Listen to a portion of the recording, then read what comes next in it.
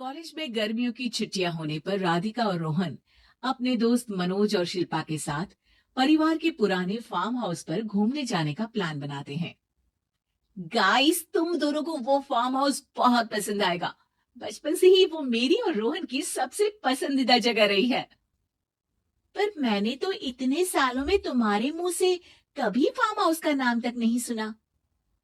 बचपन में farm house जाते थे, लेकिन फिर अचानक सबने वहां जाना बंद कर दिया और वजह कभी किसी ने बताई नहीं।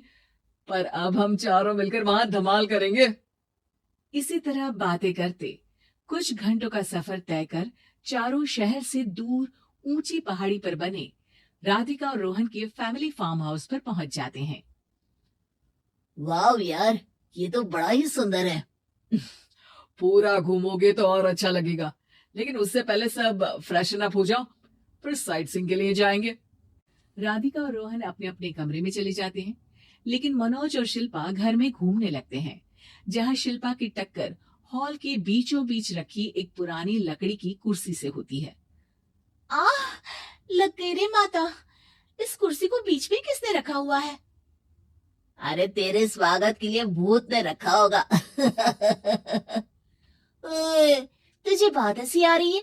जब खुद टकराएगा तो पता चलेगा। हाँ हाँ ठीक है, पर अभी तो इसे साइड में रख दे। शिल्पा कुर्सी को एक कोने में रख देती है और वो दोनों भी अपने कमरे में चले जाते हैं, जिसकी थोड़ी देर बाद चारों बाहर घूमने निकल जाते हैं। इसी तरह रात हो जाती है।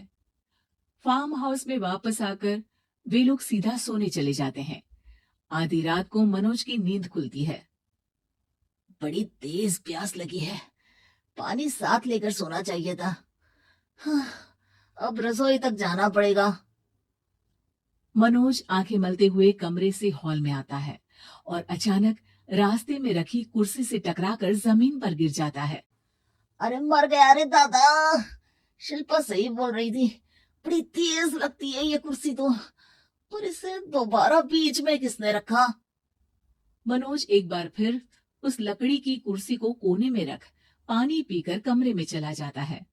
अगली सुबह जैसे ही चारों की नींद खुलती है तो उन्हें अपने बेड के पास साइड टेबल पर चाय का कप रखा मिलता है, जिसे देख वो खुशी खुशी चाय पीकर तैयार होकर कुछ देर बाद हॉल में मिलते हैं। थैंक यू यार राधिका, मुझे नहीं पता था कि तू इतनी अच्छी चाय बनाती है। वैसे मुझे उस बेड टी की बहुत जरूरत थी। ये और चाय, अरे इसे तो पानी तक उबालना नहीं आता।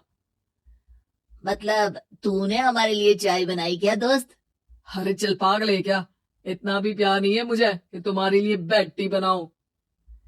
चाय पर ये चर्चा करते हुए मनोज जैसे ही पीछे मुड़ता है तो एक बार फिर लकड़ी की पुरानी कुर्सी से टकराकर उस पर गिर जाता है।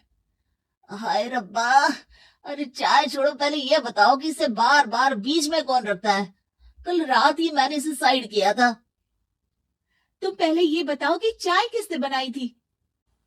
सबकी बातों को कुछ देर ध्यान से सुनने के बाद राधिका हैरानी से कुर्सी की तरफ देखने लगती है। भूत दीदी। राधिका की बात सुन आपस में झगड़ रहे सारे दोस्त शांत हो जाते हैं। ये क्या बोला अभी तूने? अरे पर अब वो यहाँ कैसे हो सकती हैं? क्यों नहीं हो सकती? हमने यहाँ आना छोड़ा था, पर उन्होंने तो घर नहीं छोड़ा ना। और याद करो, ऐसे बेड के पास कप रखना और कुर्सी को कमरे के बीच में रखना, ये सब वही तो करती थी। ये तुम दोनों किसकी बात कर रहे हो? अरे जो भी हो, कुछ अच्छा तो बिल्कुल नहीं लगता। अब देखो, डरने की कोई जरूरत नहीं है। वो सालों से इस घर में रहने वाली भूत दीदी है। वो बचपन से ही हमारे यहाँ आने पर एक बड़ी बहन की तरह हम दोनों का ख्याल रखती हैं। ओए, पगला गया है क्या? शिल्पा, मुझे यहाँ नहीं रहना, तू भी मेरे साथ ही चल। ये दोनों तो पागल हो गए हैं। जहां मनोज डर से वापस जाने की बात कर रहा होता है, वहीं शिल्पा अपने फोन में बिजी होती है। क्या तुम्हें यहाँ की सिचुएशन समझ में नहीं आ रही जो फोन में लगी हो? जिसे जो करना है करो, मैं तो जा रहा हूँ। मनोज हड़बड़ाहट में अपने कमरे की तरफ जाता है, जिसके साथ राधिका और मोहन भी उसे रोकने के लिए पीछे पीछे जाते हैं, लेकिन शिल्पा वो तो अभी भी फोन में लगी रहती है। कुछ देर बाद जब वो तीनों दोबारा हॉल में वापस आते हैं तो शिल्पा को सबके पैक्ड बैग्स के साथ देखकर हैरान रह जाते हैं। ये सब क्या है शिल्पा? यहाँ हम इसे समझा रहे हैं और तुम हमारे बैग्स भी पैक कर कर लेकर आई। अरे आखिर में फोन से बाहर निकलकर कुछ किया तो सही इसने। दोस्तों देखो, कल से हम यहाँ हैं। भूत दीदी ने कुछ किया नहीं ना? फिर डर क्यों रहे हो? 4 दिन और रुकोगे तो पता चलेगा कि क्या होगा। मतलब? इस पर शिल्पा उन तीनों को फार्म हाउस से बाहर लाकर फोन में पुरानी न्यूज का आर्टिकल दिखाती है। सालों पहले यहाँ रह रही औरत ने अपने दोनों बच्चों को सुबह सुबह दूध में जहर पिलाकर मार दिया और फिर हॉल में उस कुर्सी पर खड़े होकर खुद भी फांसी लगा ली थी। तुम्हारी बातों से मुझे इस केस की याद आ गई। गूगल किया तो पता चला कि ये वही फार्म हाउस है। अभी भी यहाँ रहना चाहते हो जिससे कुछ दिनों में वो सबको थोड़ा थोड़ा जहर देकर मार दे? अरे पर ये दोनों तो बचपन से यहाँ आ रहे हैं, फिर इन्हें अभी तक कुछ क्यों नहीं हुआ? वो तो पापा बताते हैं कि हम आते थे। हाँ, और मुझे भी एक बार का ही याद है। वाह, और कहानियां तो ऐसे सुना रहे थे जैसे सदियों से यहीं रहते हो। तीनों ये बात कर ही रहे होते हैं कि अचानक फार्म हाउस में से एक आवाज सुनाई देती है। मैं यहाँ किसी को जिंदा नहीं रहने दूंगी, किसी को नहीं। बस ये सुनने की देर ही होती है कि चारों डर से कांपते हुए तुरंत कार में बैठकर वहां से भाग जाते हैं।